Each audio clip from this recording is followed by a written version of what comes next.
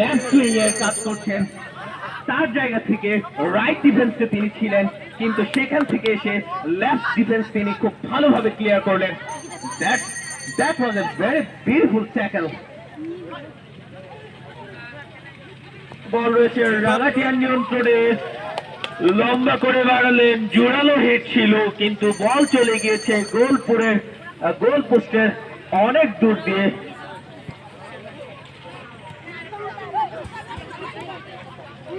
সরাসরি চলে গেল ভালকাপাড়ার ডিফেন্স লাইনের কাছে এবং সে খুব সুন্দরভাবে ক্লিয়ার করলো, কিন্তু বল এখন রয়েছে ভালকাপাড়ার কাছে।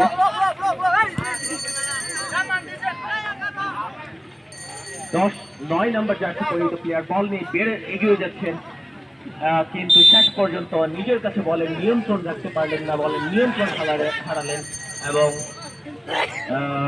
বল চলে গিয়েছিল আউটলাইনের বাহিরে। সেখান থেকে 10 নম্বর জার্সি পরিহিত প্লেয়ার, যিনি রাঙাটিয়ার প্লেয়ার, যিনি লম্বা করে থ্রো করবেন, সেই থ্রো থেকে বিপদ হতেও পারে। দেখা যাক কি হয়।